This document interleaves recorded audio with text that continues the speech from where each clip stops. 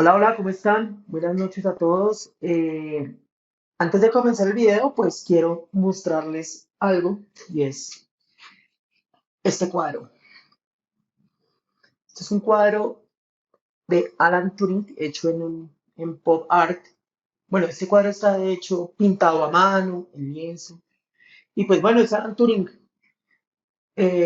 ¿Por qué Alan Turing? Bueno, porque hoy vamos a hablar de él.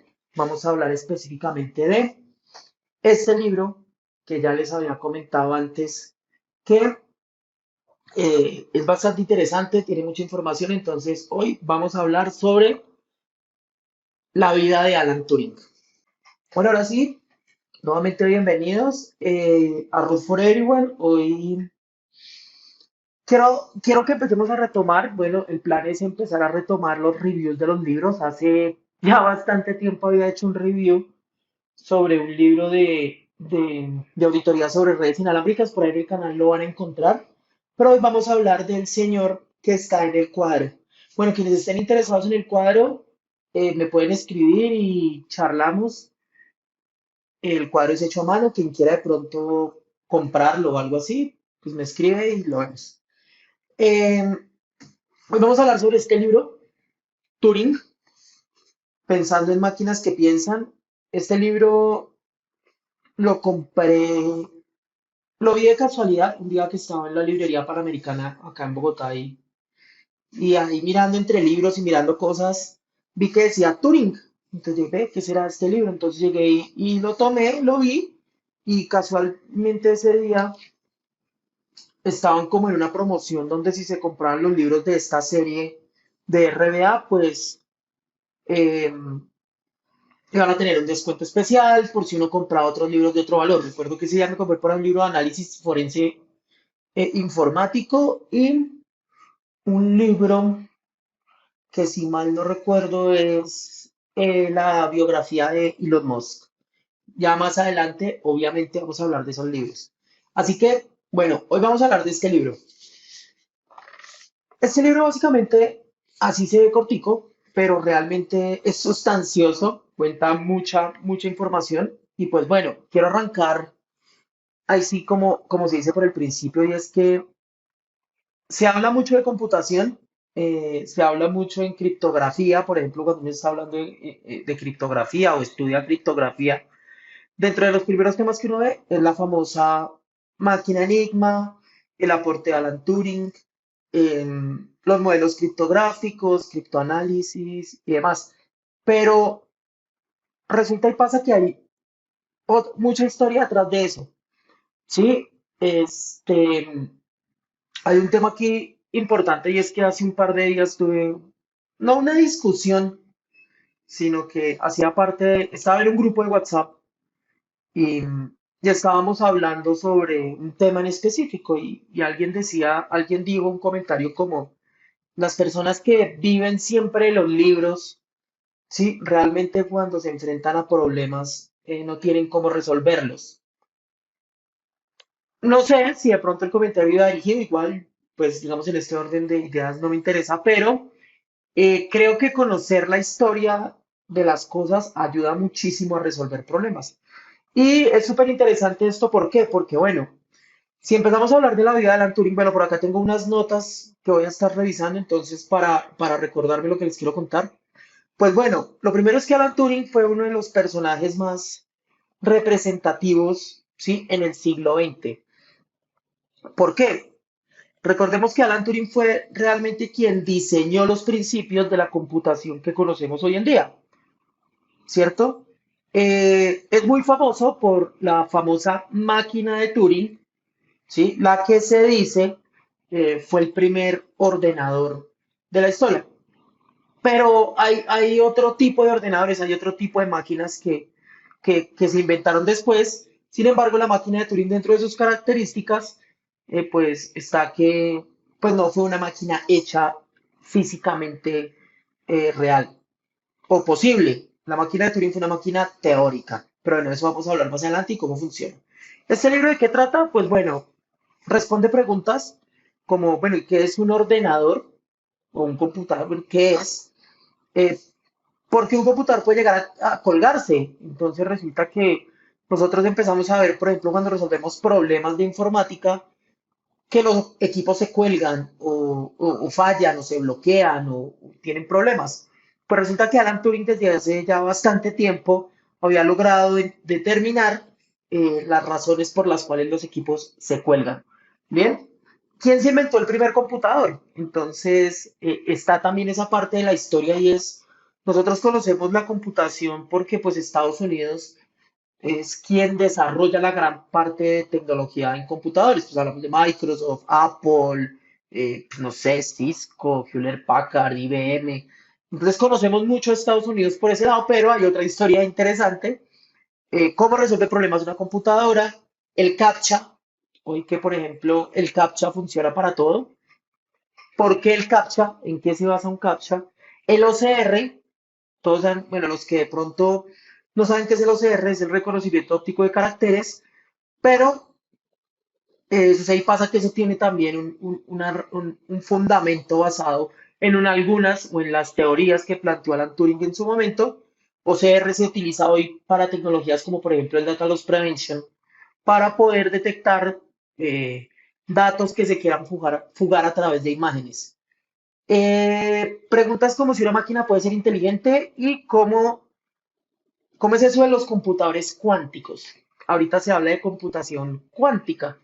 Pero como en alguna vez comentaba en un post en LinkedIn, pues el tema de la inteligencia artificial y la computación cuántica, pues realmente no son temas nuevos. Bien, entonces, pues bueno, comencemos. Ya hablando puntualmente de Alan Turing. Pues bueno, Turing, Turing desde pequeño fue genio, ¿sí? Desde pequeñito él fue genio. Recordemos que Alan Turing nació el 23 de junio, ¿sí? De 1912 en Londres. Los papás estaban en India, vivían en la India, pero decidieron tener a Turing en Londres. ¿Por qué? Pues porque pues el estatus que iban a hacer en el Reino Unido, en Gran Bretaña. La familia de Alan Turing, dentro de sus características, era una familia de clase media alta. Sí, entonces nacer en Londres pues le iba a dar también eh, un estatus a la familia.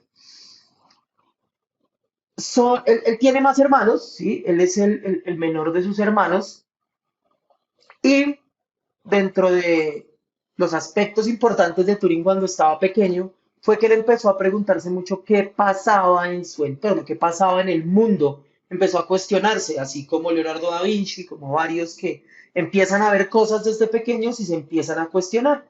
Entonces, por ejemplo, voy a compartir, aunque creo que ustedes están viendo mi pantalla, esta primera, esta primera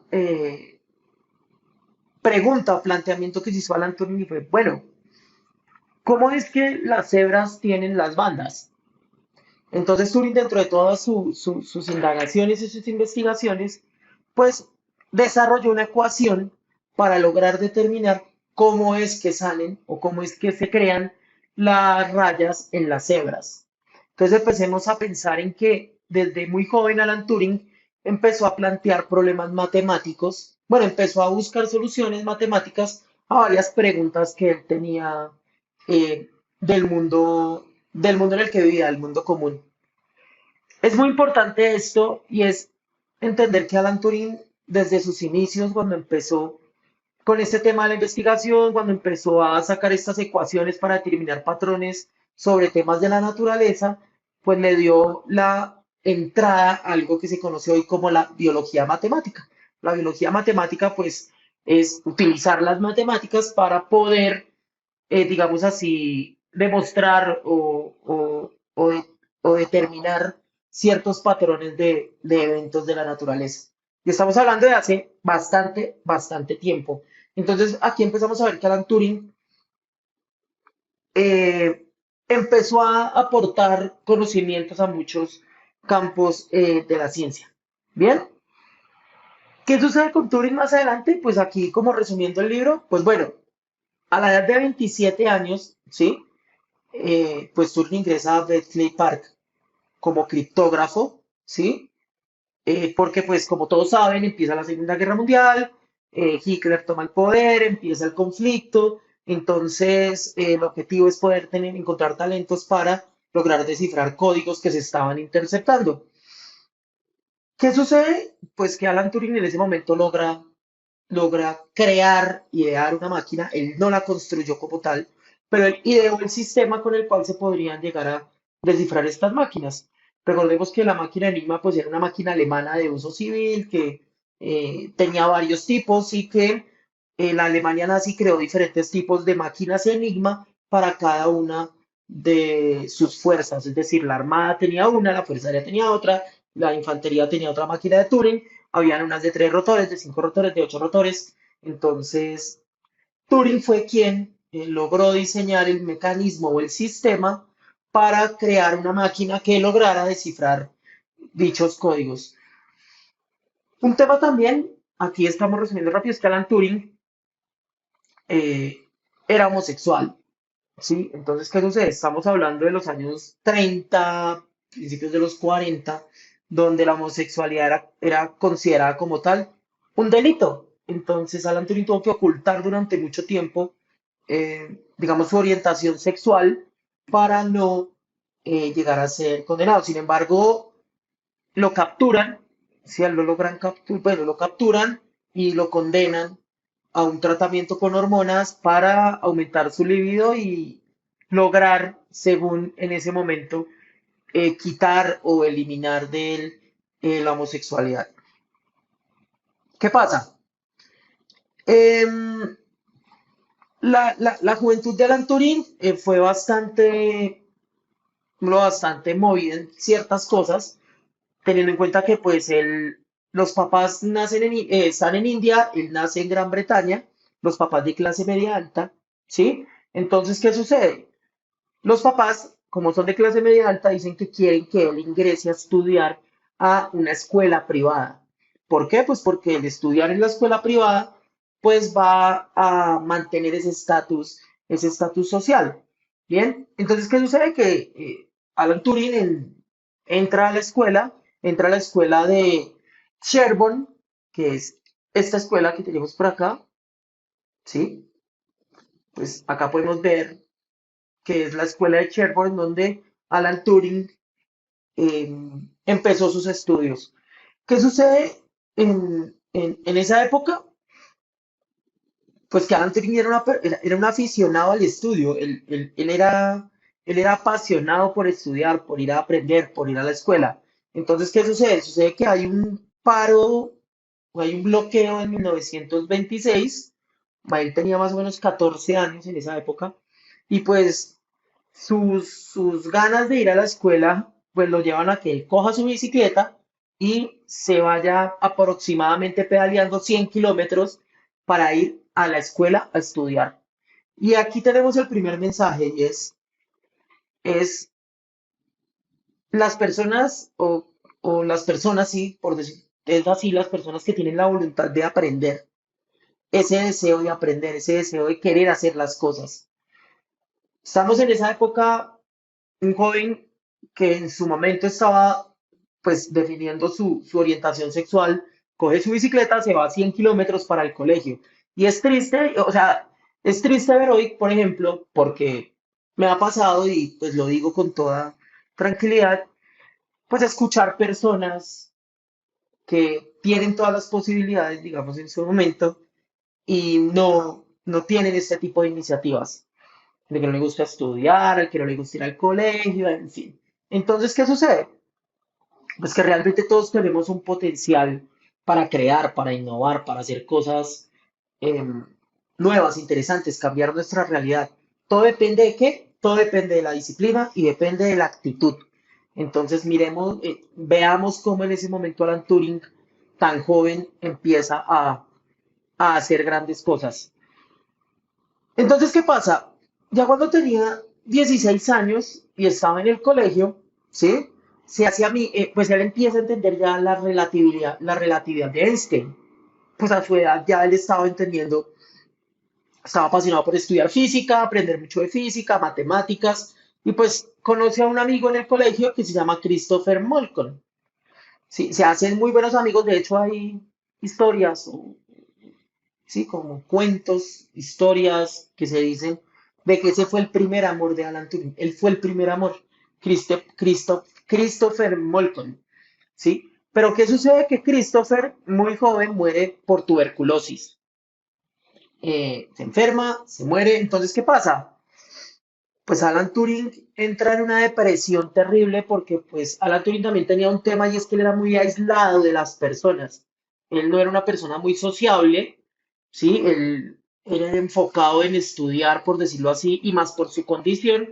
Él, por temor, se alejaba de la gente y pues consigue a un amigo, a su mejor amigo, y pues su mejor amigo se muere. Entonces él entra en una depresión muy profunda donde llega y empieza a plantearse cosas como, bueno, em, pues, ¿cuál es el papel de Dios en la vida? ¿Por qué se lleva a las personas? Entonces él empieza a entrar como en un tema de ateísmo, que lo lleva a preguntarse nuevamente cosas como, bueno, ¿y qué pasa con la mente cuando se separa de la materia? Entonces él dice cosas como, bueno, el cuerpo se muere, pero ¿qué pasa con la mente? ¿A dónde se va? ¿Qué sucede con todo eso que está ahí? Esas son el tipo de preguntas que se hacía en su momento eh, Alan Turing. Entonces, ¿qué pasa? Ya cuando tiene 19 años, ya como en el 1931, ¿sí? Pues entra al King's College de la Universidad de Cambridge, que es este que está acá. Pues tiene 300 años, pues se imaginarán ustedes la cantidad de genios que han pasado por acá, ¿sí? Y en 1932, cuando él ya está en Cambridge, pues tiene su primera relación amorosa con un estudiante de matemáticas, ¿sí? Que se llama James, que es con James, tiene su primera relación amorosa en la universidad, ¿sí? ¿Qué sucede? Pues Turing, dentro de todas las cosas que él seguía, que le gustaban, pues él era fan de Kurt Gödel. Recordemos que Kurt Gödel fue quien planteó, ¿sí? En 1931 el famoso teorema de incompletitud. ¿Sí? El teorema de incompletitud de Gödel, si lo resumimos rápidamente, yo por aquí lo anoté como de forma simple, dice que en sistemas matemáticos complejos hay verdades que no podemos demostrar usando las reglas del mismo sistema. Es decir, hay planteamientos matemáticos que no se pueden llegar a demostrar haciendo uso de los mismos métodos. Entonces, ¿qué pasa? Alan Turing dice, venga, espérese un momento, porque, ¿cómo así que hay dentro de las matemáticas, hay modelos matemáticos que no se pueden llegar a demostrar utilizando los mismos principios de las matemáticas o la lógica de la matemática? Entonces él dice, bueno, debe existir algún sistema que sea capaz de hacer esto. Y es ahí donde él em, ingenia o crea la máquina de Turing, ¿sí? Que, que en sí que es, pues es una máquina teórica que básicamente lo que hace es un proceso a la vez para resolver un problema específico. Eso es, en resumen, perdón las personas que son expertas en esto, decirlo así, pero sí, básicamente es una máquina que hace una cosa una sola vez, una vez se ejecuta, una cosa a la vez, un proceso a la vez. Entonces, ¿qué pasa? Resulta que en el 1933, pues ya Adolf Hitler entra como tal a tomar el mando en Alemania, llega al poder, ¿sí? Entonces empieza ya todo el conflicto que lleva a la Segunda Guerra Mundial. Entonces en ese momento Alan Turing, gracias a los conocimientos que tenía en temas de matemáticas, en temas de criptografía, en temas de física, pues bueno, entra a la guerra. Recordemos que en esa época, cuando empieza la Segunda Guerra Mundial, pues todas las personas son convocadas a combatir, pero bueno, Alan Turing eh, es asignado como tal, como criptógrafo del lado de Gran Bretaña para empezar a detectar y descifrar los códigos de la máquina Enigma. Entonces, ¿qué pasa? En el 34, pues Alan Turing lanza, ¿sí? este artículo. Voy a poner esto por acá. Este artículo donde eh, básicamente quiere hacer un planteamiento sobre cómo resolver el problema, los problemas de decisión. Lo que pasa es que lo que dice acá, Entscheid, el que sepa alemán, eh, bueno, o inglés, no sé qué idioma sea acá, pero creería que es alemán. eh, que no lo pueda decir porque no, yo traté de decirlo y no, no funciona. Este es el documento, ¿sí? Que Alan Turing publica, ¿sí? Sobre una máquina que sea capaz de resolver los problemas de decisión. Entonces, el reto era cuál? Una máquina que pudiera resolver el reto de la lógica simbólica, ¿sí? ¿Y cómo lo iba a hacer? Creando un algoritmo, ¿sí? Que permitiera determinar si después de que se ejecutara un proceso matemático, el problema se podía computar o no computar. Por eso aquí dice computable, números computables. En este momento es cuando nacen esas dos palabras, computable y no computable. Entonces la máquina de Turing lo que buscaba era a través de querer solucionar los problemas de decisión, determinar si un problema matemático es o no es computable. Entonces ahí nos estamos devolviendo a el problema de Gödel. Perdón, el problema no, ¿al qué? Al modelo de Gödel. Entonces, ¿qué pasa? Nuevamente, como les comentaba, la máquina de Turing es teórica. No existe una máquina de Turing física, hecha. No existe.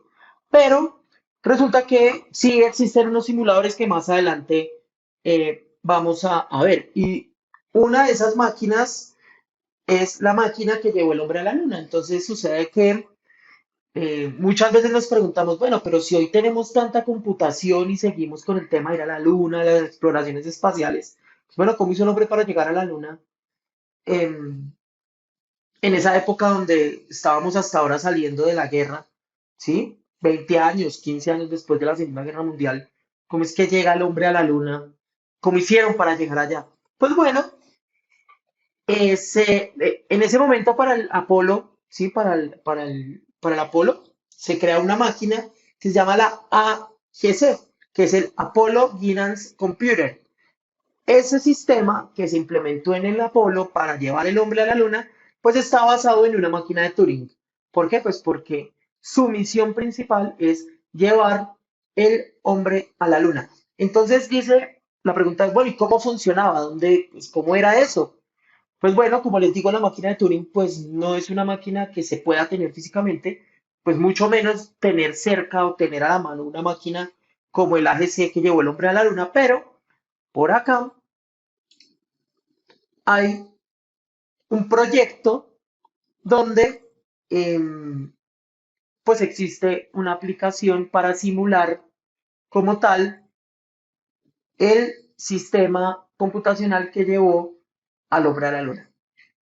Sé que les debo unos enlaces del video anterior, se los voy a poner, como también les voy a colocar todos estos enlaces para quien quiera pueda entrar y validar cómo era que funcionaba el sistema guía del Apolo, que llevó el hombre a la luna. Entonces, ¿qué sucede? Volviendo al tema del problema de Gödel con la máquina de Turing que buscaba resolver si un problema era computable o no computable para determinar si el planteamiento matemático es verdadero o falso, pues en 1982, lo comenta el libro, aparece un personaje que es muy famoso y que muchos de nosotros conocemos, que es Richard Feynman, el mismo del método de Feynman, que es el método donde, em, pues la idea es que cuando uno aprenda un tema se lo explique a otra persona para que esa persona lo pueda entender. Y si esa persona lo logra entender, quiere decir que uno aprendió bien el concepto. Entonces, él predijo una serie de problemas que no se podían resolver con computadores. Digo, hay una serie de problemas que sí o sí no se pueden resolver en 1982. Entonces él decía, por ejemplo, los fenómenos naturales cuánticos. Un fenómeno natural cuántico es lo que pasa dentro, o sea, lo que pasa en los átomos, a nivel atómico. Decía, o sea, no existe un sistema computacional que logre determinar ¿sí? O resolver problemas a nivel atómico. Y queda ese planteamiento, pero en el 85, ¿sí? Aparece otro personaje, entonces ya vamos por Turing, ya vamos por Gödel, ahora vamos con Feynman, entonces aquí estamos viendo los principios de la computación, ¿sí? Recordando a mi amigo que decía que los libros realmente no ayudan a resolver problemas, pues aquí ya vamos con tres personas que fueron quienes inventaron la computación y nos dan las bases para entender cómo funcionan muchas cosas de la computación, y es el señor David Deutsch, ¿sí? Que en 1985 pues crea el primer computador cuántico. Es decir, crea el principio de Church-Turing sobre la máquina de Turing ampliada. Entonces miren que hoy hablamos de inteligencia artificial, hablamos de la IA, hablamos del machine learning, hablamos de los captcha, hablamos de cifrado, hablamos de las GPUs, las CPUs, memorias RAM, cualquier cantidad de tecnología, ¿sí? Que puede que para muchos sea nueva, pero pues realmente los principios de esto vienen desde hace bastante, bastante tiempo. Entonces, ¿qué sucede? Pues que hoy, gracias al estudio al estudio y a la investigación de mucho científico, mucho profesional, mucho investigador, pues se toman estas bases y se empiezan a realizar eh, desarrollos bastante interesantes, como por ejemplo este de la computación cuántica. Entonces, ¿qué pasa? Si nosotros pensamos en un computador, en una máquina de Turing hoy, ¿sí? Pues podríamos llegar, si quisiéramos hacer una comparación con un computador, mi computador, el computador de cada uno de ustedes, con una máquina de Turing, pues podríamos llegar a deducir que cada componente del computador, sea hardware, sea software, la memoria RAM, el procesador, el disco duro, cada uno de esos componentes es una máquina de Turing porque cumple un proceso específico. Cuando juntamos todas esas máquinas de Turing, ¿sí? Pues podemos tener como tal ese sistema que estamos utilizando hoy. ¿Y por qué toco este tema? Porque, pues cuando queremos resolver problemas de computación, pues uno debería hacer una revisión de los componentes. No sé, pensemos en un servidor, en una infraestructura basada en servidores donde hay un clúster, failover, donde piensan todos los equipos como uno solo y tenemos procesos críticos ejecutándose. Llegará, o sea, esto nos sirve para qué? Para poder hacer un proceso de resolución de problemas donde logremos determinar cuál componente es el que está fallando, que compromete al resto de los sistemas, ¿sí? Entonces miremos cómo Alan Turing desde su momento empieza a decirnos, venga, espérese porque existe un problema y es que un sistema, por más que tenga o por más simple que sea, por más que tenga, siempre va a tener un punto de falla o va a llegar un momento en el que no va a poder resolver un problema. Entonces, este tipo de principios es muy importante tenerlos claros. ¿Por qué? Porque, como les digo, cuando se presentan problemas, no sé, servidores, en clusters, en RAIDs, en tecnologías a gran escala, incluso en el mismo computador, en el celular, pues cuando empezamos a tener problemas de que se cuelgan los dispositivos, pues se debe hacer un análisis de los componentes del sistema para determinar cuál de ellos es el que nos puede estar generando el problema. Bien, entonces, ¿qué pasa? La máquina de Turing, como les digo, es teórica, no existe, pero los esfuerzos de muchas universidades, académicos, y aquí es donde juega un papel muy interesante la academia. Y toco este tema, ¿por qué? Porque hace poco también vi un post de alguien en LinkedIn donde, no, que las certificaciones sí, la universidad no. Entonces se arma el debate de, ¿será que sí vale la pena estudiar una especialización, una maestría, un doctorado? ¿O será que me lleno de certificaciones y con eso cumplo? Pues no, personalmente, mi opinión personal, pues es que la universidad es clave, ¿sí? Investigar en la universidad, conocer la historia, la teoría, conocer la esencia de las cosas, la filosofía de las cosas, eh, pues nos lleva a que cuando nosotros nos presentemos a una certificación, pues tengamos un conocimiento muy amplio sobre lo que queremos aprender. Entonces, pues los universitarios, la investigación que hace, pues bueno, pues diseñan cosas. Entonces, si no encuentro el mouse por acá, pues tenemos simuladores, ¿sí? De la máquina de Turing. Hechos, por ejemplo, el Turing Pulse Machine está hecho en C++, ¿sí? Podemos encontrar, por ejemplo, por acá, Building a Turing Machine, que también es simuladores de cómo funciona una máquina de Turing. Aquí ya más adelante esto lo vamos a ver y es un tema de redes neuronales. Esto yo sé que para algunos que vieron por allá inteligencia artificial en la universidad, de pronto les suena el tema de grafos, el tema de sinapsis y ese tipo de cosas. Entonces, pues miren, aquí están los simuladores donde se puede llegar a conocer un poco más cómo funcionaba la máquina de Turing. Sí, por aquí hay más. Está. Ah, ok. ¿Cómo era la famosa máquina Enigma? Entonces, ¿qué pasa? Se arma el conflicto y en 1939, pues Alan Turing, sí, ingresa a Bletchley Park como criptógrafo. En ese momento Turing tendría 27 años, tal vez. Y pues su misión básicamente es resolver este problema. No era él solo, no eran 5 personas. Hay historias que no, es que era una casa donde estaba Alan Turing con 5 mujeres criptoanalistas descifrando Enigma. No, eran miles de personas en un complejo grandísimo, ¿sí? Donde habían barracones, ¿sí? Como bodegas, donde habían criptoanalistas, criptólogos, matemáticos, físicos, ingenieros electrónicos, ingenieros de todo para lograr descifrar los mensajes de la famosa máquina Enigma. Pues como Alan Turing sabía tantas cosas, pues tenía una policía de prof, o sea, el profesor. Eh, y esta historia de la máquina Enigma es interesante. ¿Por qué? Bueno, lo primero es que los primeros mensajes cifrados no fueron hechos con la máquina Enigma. Al principio de la guerra se interceptaron varias señales, ¿sí? Quedaron cifradas, codificadas, las lograron capturar, ¿sí? Y se dieron cuenta que estaban hechas con una máquina diferente, con la máquina de Lorentz. Pero eso es otra historia. Entonces, ¿qué pasa acá? Pues que el ejército alemán envió una máquina a Varsovia, ¿sí? Una máquina Enigma a Varsovia, y los polacos, en un intento, en una emboscada, por decirlo así, logran interceptar una de las máquinas Enigma. Pero ¿qué sucede? Que la máquina que resuelve los códigos como tal, pues esa máquina no la hizo Alan Turing. Esa máquina fue desarrollada, ¿sí? Por un grupo de matemáticos y criptólogos polacos. ¿Qué sucede?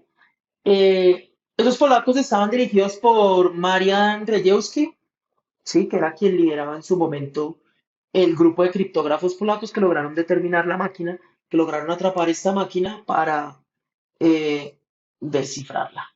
Bien, entonces, ¿qué sucede? La máquina era llamada ciclómetro. ¿Sí? ¿Por qué? Porque emulaba dos máquinas Enigma. Entonces, eran dos máquinas Enigma corriendo en paralelo y pues esa máquina permitía descifrar los códigos. ¿Qué sucede con la famosa máquina Enigma? Pues que la máquina Enigma, como les decía al principio, se la inventaron por allá en 1918 y la patentaron en Alemania, pero esa máquina se utilizaba para cifrar mensajes en el uso civil. ¿Sí? Entonces Hitler, al ver este tipo de tecnología, pues lo que hace es comprar la patente, adaptar máquinas para entregárselas a cada una de sus fuerzas. Entonces había muchos tipos de máquina Enigma, no es una, esta es una de las máquinas. A medida que los alemanes se daban cuenta habían, que los estaban detectando, pues ellos hacían más compleja la máquina. Bien, y volviendo a Alan Turing tenía dentro de sus aficiones más allá del estudio, el deporte. Entonces, acuérdense que él de pequeño se fue en bicicleta 100 kilómetros para la escuela, pero resulta que cuando estaba en Bletchley Park y tenía reuniones de trabajo en Londres, se iba trotando y se trotaba 64 kilómetros. Entonces, pues uno dice, yo no me iría trotando, yo trabajo de aquí a 10 7 kilómetros, yo no me iría trotando, pero, pues bueno. hay muchos estudios, hay muchas investigaciones que dicen que el deporte pues ayuda a incrementar la energía para uno poder desarrollar sus actividades. 64 kilómetros para ir de Bletchley Park a Londres a reuniones de trabajo. Entonces, ¿qué pasa? Pues está el tema de las máquinas de Turing. Entonces está el tema de las interceptaciones de las comunicaciones, hay que descifrarlas. Pues bueno, Alan Turing idea una máquina que permita hacer el descifrado de permita hacer el descifrado de los códigos hechos por Enigma. Y ahí nace esta máquina. Bomb, pequeña, ¿no? Miren el tamaño de la Enigma, miren el tamaño de Bomb. Bomb fue la máquina que él ideó, él no la hizo, él ideó la máquina que funcionaba también con rotores simulando máquinas de Turing, ¿sí? Para lograr descifrar los códigos de Enigma. ¿Quién hace la máquina? La hace Harold King. Él fue quien la hizo como tal. Entonces, miren la cantidad de personajes de los que estamos hablando. Sería interesante poder centrarse a ver la vida de cada uno de ellos, porque no fue solo Alan Turing, como de pronto en la universidad lo vemos de forma por encima. Yo recuerdo que cuando yo alguna vez yo vi una asignatura de criptografía, me hablaron mucho de Alan Turing, que Alan Turing hizo una máquina Enigma, que Alan Turing hizo la máquina que descifró los códigos y que Alan Turing pero sí, Alan Turing fue una figura representativa en esta época, pero miren que hay muchos personajes que estaban también, muchos científicos que estaban también trabajando en este tema de la guerra. Entonces, la máquina la construye Harold King, ¿sí? En el BTM, o en el BTM, que es el British Tabulary Machine Company. Es una fábrica que hace máquinas tabuladoras. Básicamente eso era el BTM. Ellos hacían unas máquinas para tabular datos o para censar personas. Y aquí entra un tema, pues obviamente creería yo que esto es, si está escrito es porque seguramente pasó, pero pues entraríamos a verificarlo más a profundidad y es la participación de IBM en la Segunda Guerra Mundial. ¿Sí? ¿Qué pasa? La PTM es la compañía que posteriormente se llama IBM. Todos conocemos IBM, todos sabemos quién es IBM, lo que pasó con IBM y Steve Jobs y demás. Entonces, ¿qué pasa? Se dice que Hitler compró las máquinas con las que censaban a la población judía, ¿sí? En aquella época, se las compró a IBM. La máquina para censar a los judíos en los campos de concentración fueron compradas a IBM. ¿Y qué sucede? Que se dice también que Adolf Hitler condecoró um, a Thomas Watson, que fue uno de los fundadores o el fundador de IBM, lo condecoró con la Cruz al Mérito del Águila Nazi, perdón, germana, por pues sus aportes a la Segunda Guerra Mundial. Entonces, pues bueno, ya sería revisar más a fondo cuál fue realmente la participación de IBM en este conflicto.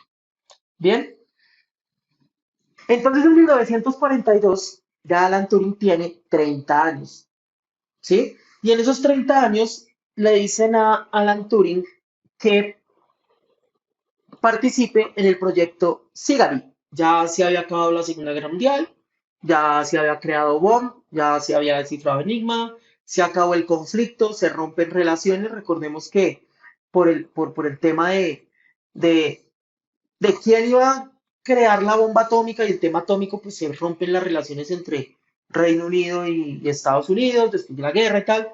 Entonces, en 1942 le dicen a Turing, intégrese a este proyecto donde vamos a crear una máquina que se llama Dalila. En el proyecto Sigali, que buscaba crear una máquina, pero para codificar la voz. Entonces aquí ya estamos hablando de criptografía de la voz a través de ruidos, entonces generaban ruido para codificarla y todo el tema. Entonces miren cómo el tema de la criptografía va avanzando desde aquella época. Hoy la criptografía es fundamental. Hoy, si no se piensa en sistemas criptográficos, realmente no es muy complicado poder garantizar la protección de los datos. Entonces, desde esa época ya se hablaba del tema de la criptografía, ¿no? Ya el tema de la criptografía de la voz. Entonces, pues, como les decía, Enigma no fue la primera máquina que se descifró. Estaba la otra máquina que fue, que fue la otra máquina, las otras señales que se detectaron en la Segunda Guerra, que pues luego de hacer estudios de criptoanálisis, pues se dieron cuenta que estaban hechos con la máquina de Lorentz. ¿Qué pasa? Pues mientras condecoran a IBM por su participación en el conflicto con sus máquinas censadoras, ¿sí? Pues a Alan Turing en el 45 lo condecoran con la Orden del Imperio Británico, ¿sí? Ya ahí Alan Turing tenía 33 años. Entonces se reconoce su trabajo, se reconoce lo que hizo. Sin embargo, hay un punto importante. Todavía no se divulga que Alan Turing pues era homosexual. Y eso es un punto que o sea, quiebra la vida de Alan Turing, parte la historia de Alan Turing en dos, ¿sí? Porque, pues, vuelvo y les digo, en esa época eso era condenado y era un delito. La homosexualidad era como tal un delito.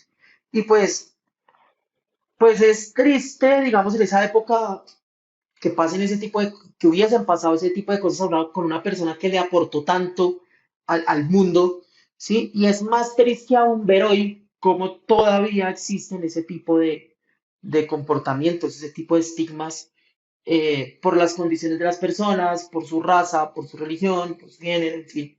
Entonces, pues es algo que también tenemos que empezar a cambiar, porque como les decía al principio, pues una cosa es la disciplina, una cosa es el querer estudiar, aprender, aportar, y pues lo otro es cómo nosotros vamos a aportar a hacer una sociedad un poco más equitativa, más participativa, no tan excluyente en tantos temas que pasan hoy. Entonces en Berkeley Park nace, empieza la historia de los computadores, ¿no? Entonces nace Colossus, que se dice fue el primer computador programable. Recuerden que Alan Turing desarrolló también un lenguaje de programación, si él tiene un lenguaje de programación, y pues esta máquina es la primera que se puede programar. Eh, pero empieza el tema, bueno, ¿y si fue Colossus la primera o cuál fue? Pues resulta que Colossus viene desde la máquina de Robinson, que fue la máquina con la que se descifró el código de Lorentz. Entonces empieza ese conflicto entre, bueno, ¿de quién es la computación? ¿Quién se inventó los computadores? Unos dicen los americanos, otros dicen los ingleses. ¿Qué cuentan los autores acá? Bueno, se dice que los primeros, sí, que crearon el equipo, lo estoy leyendo acá de las notas porque realmente no lo recuerdo bien, ¿sí? Se dice que fueron los ingleses con la máquina EDSAC, ¿sí? Se crea la máquina EDSAC, se dice que esa fue la primera máquina. Pero en Estados Unidos dicen, no, no señor, esa no fue la máquina primera, no fue la máquina que se inventaron, porque nosotros en Estados Unidos nos inventamos EDVAC. Pero resulta que investigadores dicen, no, no señor, es que la primera máquina no fue ni EDSAC ni EDVAC. La primera máquina fue el, ar- el ABC de Berry Computer, perdón. Entonces, venga, pero entonces espere porque está Colossus, está BOM, ahora tenemos EDSAC, ahora tenemos EDVAC, ahora tenemos el ABC, Atanosoft Berry Computer, ¿sí? Y se arma todo este debate sobre quiénes hicieron los computadores. Pero resulta que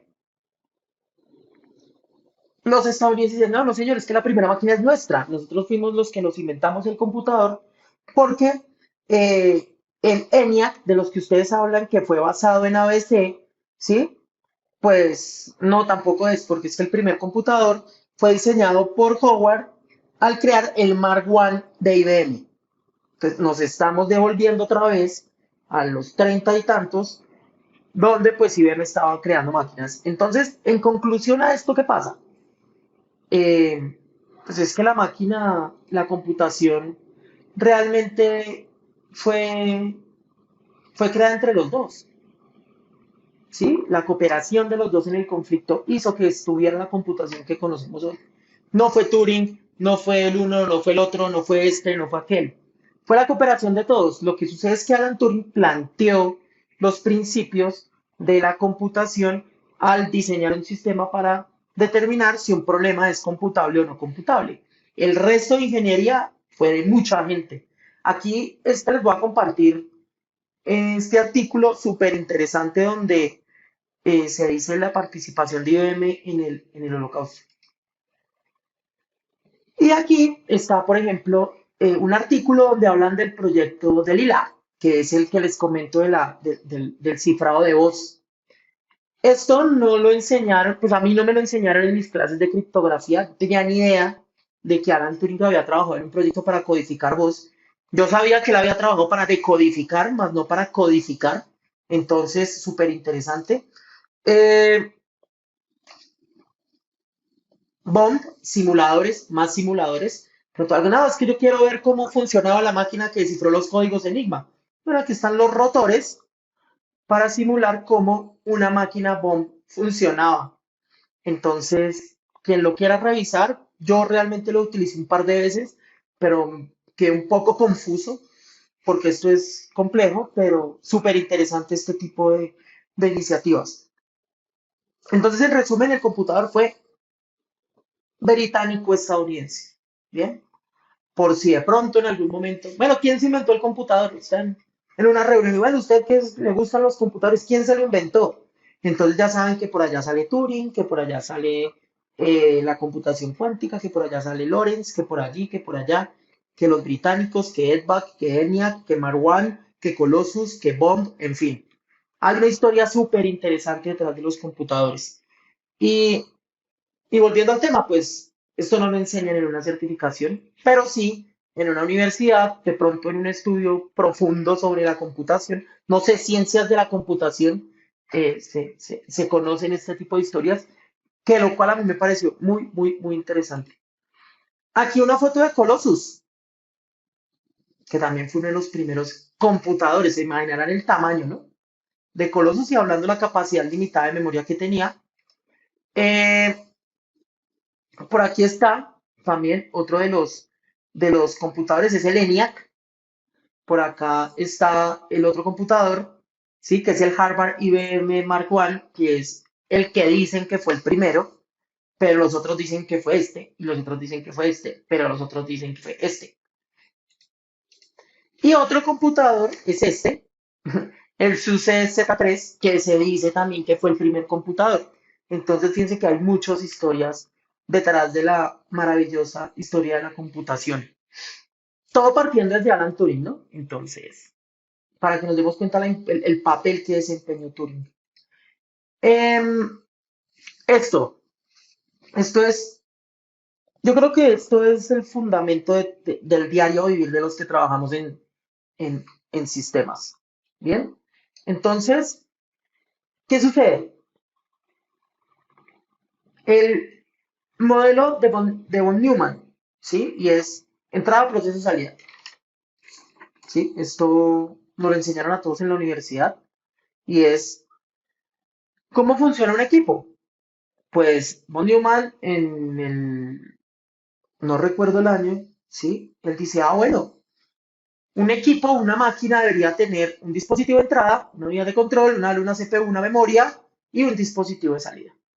Esto es computación que vimos seguramente en la universidad en algún momento, pero pues miren que desde esa época ya se diseñaban, ya se pensaba en cómo los computadores deberían llegar a funcionar.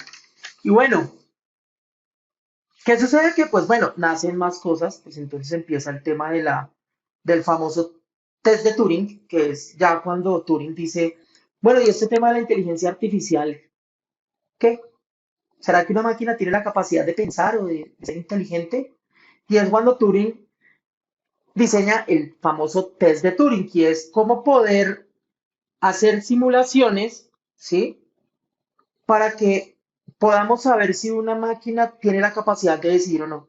Y hay una prueba de test de Turing, ¿sí? Donde pues se pone a una persona en un lado, ¿sí? Con un teclado y un monitor, y una pared y al otro lado se pone un computador.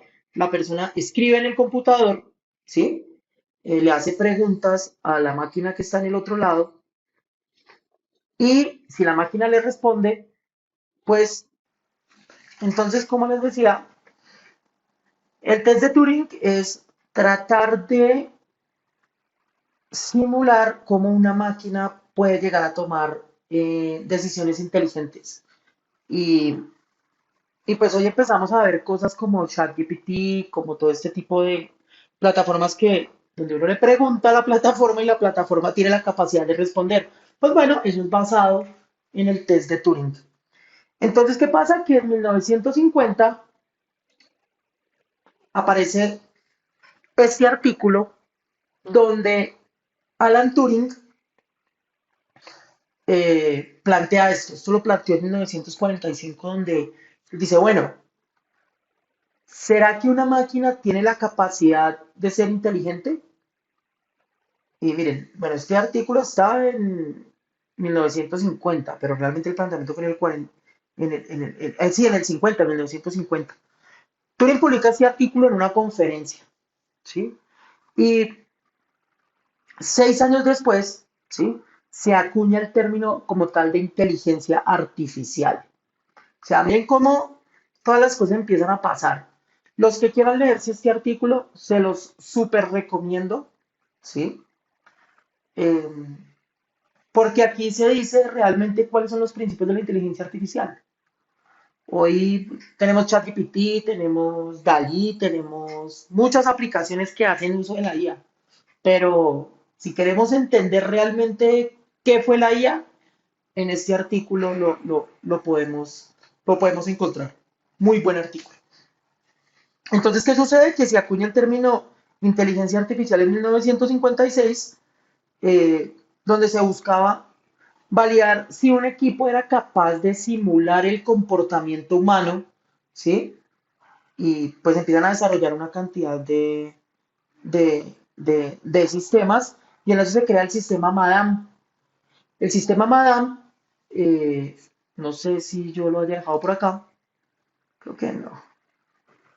No, este es el test de Turing. El sistema Madame, pues básicamente era una máquina que hacía cartas de amor. Si ustedes buscan Madame Turing en Google, van a poder encontrar el poema, o en el libro, de hecho, en el libro está el poema que Madame escribió, ¿sí? Entonces, ¿qué sucede? Pues acá es el test de Turing, donde está la parte A y la parte B, introduciendo datos, ¿sí? Y consultándole a la otra parte si la información es real. Entonces, ¿qué pasa? Que con este tema de la inteligencia artificial, pues nacen varios conceptos y, y es el enfoque, aparecen dos enfoques. Entonces, Alan Turing dice, bueno, la inteligencia artificial tiene dos enfoques, que uno es el enfoque condu- conductista, donde la inteligencia artificial puede simular comportamientos, y está el enfoque simbólico, que es la inteligencia artificial actuando como un experto. Y esto es importante porque cuando nosotros utilizamos herramientas de inteligencia artificial, como ChatGPT, por ejemplo, pues ChatGPT podríamos llegar a decir que utiliza un modelo conductista. ¿Por qué? Porque simula el comportamiento de un humano. Hay muchos casos donde hay pruebas de concepto, incluso donde se engaña a la inteligencia artificial, se le hacen preguntas, se habla como si fuera una persona, se comporta como si fuera una persona, pero también hay otras plataformas que se comportan como un experto. Un ejemplo, por ejemplo, podríamos estar hablando de DALI, que permite crear imágenes, podríamos estar hablando de Waze, como una plataforma de tráfico específicamente diseñada para eso, como un experto en movilidad. Entonces, ese tipo de enfoques eh, son muy importantes tenerlos en cuenta cuando utilizamos una herramienta de inteligencia artificial. Incluso cuando nosotros como personas que trabajamos en ciberseguridad, y aquí empieza un tema también interesante, y es cuando nosotros estamos trabajando en ciberseguridad y tenemos que empezar a pensar en la IA, pues es muy importante que podamos conocer esos enfoques, de ese tipo de inteligencia artificial, porque entendiendo ese enfoque podemos saber contra qué nos estamos enfrentando. Ya ahorita sabemos que hay herramientas o hay códigos maliciosos que hacen uso de la IA, ¿sí? Para hacer ataques de phishing, para hacer ataques de ingeniería social, llamadas, clonación de la imagen. Acuérdense la clonación de la imagen a través de inteligencia artificial, clonación de personas, imágenes, impersonalización y demás, pues conocer estos enfoques nos pueden ayudar a cerrar un poco, a llegar más rápido a una conclusión, ¿sí? Entonces, el otro enfoque, el último enfoque, pues es el enfoque eh, conductista, no, son los dos, el conductista y el simbólico, que crea dos posturas también. Entonces tenemos los dos enfoques, pero también hay posturas, que está la IA fuerte y la IA débil. La IA fuerte, computadores que son autónomos, máquinas que tienen autonomía y la débil, pues computadores que simulan comportamientos. Entonces, Alan Turing tenía una frase y era que, que solo podemos ver poco del futuro, pero lo suficiente para darnos cuenta que tenemos mucho por hacer. Y, y con esto quiero ya empezar a cerrar esta parte, esta historia de este libro, que sé que estuvo extensa, sé que es larga, pero que vale toda la pena de pronto conocerla, sí, conocer la historia de Alan Turing, porque de pronto vemos cosas que pasan en las películas, que muestran un documental, que muestran una cosa a la otra, pero pues realmente hay mucha, mucha historia detrás. La historia de la computación, la historia de la inteligencia artificial, la historia de la computación cuántica. Recordemos que por allá en el 85 aparece alguien diciendo, hey, venga que yo sé cómo se puede llegar a resolver ese tema de de la computación cuántica, porque pues la computación convencional solamente se basa en ceros y unos. La computación cuántica pues busca esos estados intermedios para lograr determinar los comportamientos eh, de la física cuántica. Entonces, eso ya es otro nivel. Ya hoy vemos, por ejemplo, em, temas como la, el qubit, ¿sí? Que es la unidad mínima de almacenamiento de la computación cuántica. No es comparable. Ah, pero si tengo 1 giga, ¿cuánto equivale en qubits? No se puede calcular. Son cosas aparte, son cosas diferentes. ¿Por qué? Porque son sistemas diferentes. ¿Sí? No es la computación habitual de unos y ceros, esto es otro tipo de computación. Ya Microsoft por ahí tiene computación cuántica, varios están implementando computación cuántica, pero miren que después de 70 años, tanto tiempo, se empiezan a implementar este tipo de modelos. Entonces, ya para concluir, pues Turing dejó los principios de la computación en todos los niveles. Todo lo que conocemos de computación lo dejó planteado Alan Turing, incluso la computación cuántica. Entonces, miren el gran aporte que hizo Alan Turing más allá de ser la persona que ideó el sistema para descifrar los códigos de la máquina Enigma en la Segunda Guerra Mundial, pues miren todo lo que Alan Turing en su momento nos dejó y gracias a eso hoy estamos donde estamos, tenemos lo que tenemos, hacemos uso de la tecnología como la utilizamos para muchas cosas. Lastimosamente también se usa para cosas muy malas, pero pues hoy tenemos muchas ventajas y muchos beneficios gracias a la tecnología que nos dejó Turing. Y bueno, ¿qué pasa con esto? ¿Qué sigue? Pues bueno, la criptografía, la seguridad de la criptografía cuántica, que va a permitir que las transacciones sean mucho más seguras. Blockchain, ¿sí? Que blockchain, como bien saben, es la nueva revolución. Eso va a ser como la revolución de Internet. Entonces, pues blockchain, sus mecanismos de seguridad basados en criptografía, pues bueno, ¿de dónde vienen? Vienen desde Alan Turing, y mire dónde estamos. Eh, los modelos climáticos, gracias a la computación cuántica, ya se van a poder determinar o se van a poder calcular fenómenos de la naturaleza, como por ejemplo temas climáticos, por ejemplo reacciones químicas. Por ahí estaba viendo la vez pasada la computación basada en ADN para combatir enfermedades, todo ese tipo de planteamientos, ¿sí? Y pues bueno, la IA no es nueva, no es nada nuevo para la humanidad, no es nada nuevo en el mundo, lleva muchos años desde su planteamiento. Mi invitación es a que podamos investigar más, ir más allá para no comernos entero esto que pasa con la tecnología. Sí, la inteligencia artificial ayuda muchísimo. ChatGPT realmente revolucionó muchas cosas. Me parece una muy buena herramienta, como también hay herramientas para hacer PowerPoints que realmente son muy buenas. Facilitan el tiempo, nos ahorran el tiempo, nos ayuda a procesar cosas más rápido, que creo que fue uno de los principales ideales que Alan Turing en su momento quiso plantear y es poder resolver problemas de forma más rápida y de forma más eficiente.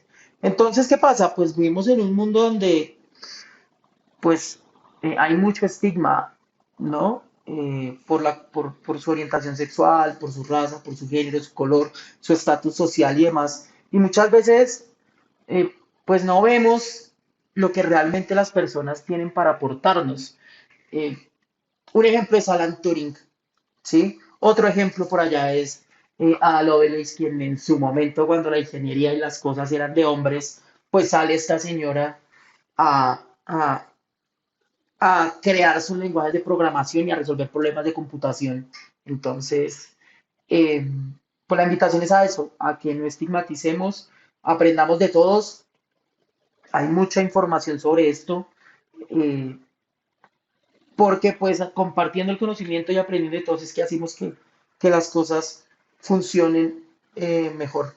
Entonces pensemos en un Alan Turing que le dio la vuelta a una guerra, ¿sí? Que lastimosamente fue condenado por homosexual porque se dijo que él había tenido una relación homosexual con un joven de 19 años, ya cuando él tenía 40. Fue condenado, lo metieron preso y por ser homosexual, su condena fue un tratamiento con estrógenos, ¿sí? Para aumentar su libido. Esa carga de estrógenos hace que Alan Turing, pues, su pecho, sus glándulas mamarias se crezcan, hacen que Alan Turing entre en una depresión terrible y lleva a que un día llegue su secretaria y lo encuentre muerto, tirado en el suelo envenenado con cianuro, ¿sí? ¿De dónde ingirió el cianuro? Pues bueno, una manzana que Alan Turing se comió, la manzana estaba envenenada y pues le causa la muerte. Hay teorías que dicen que fue asesinado, hay teorías que dicen que él se suicidó por su depresión, sí, pero pues una persona tan joven, 40 años, pues a causa de esa depresión que le causó el estigma y su castigo por ser homosexual, luego de ser la persona que le dio el giro a la guerra, pues termina de forma muy trágica. Entonces, salen otras teorías que la manzana de Apple, el logo de Apple, es la manzana que mordió Steve Jobs. No, en el libro de Steve Jobs de Walter Isaacson, Alan Turing lo desmiente y dice, no, eso tiene nada que ver. Eso fue mi diseñador pues, que se le ocurrió y tal, y lo hizo, pero no tiene que ver nada con Turing.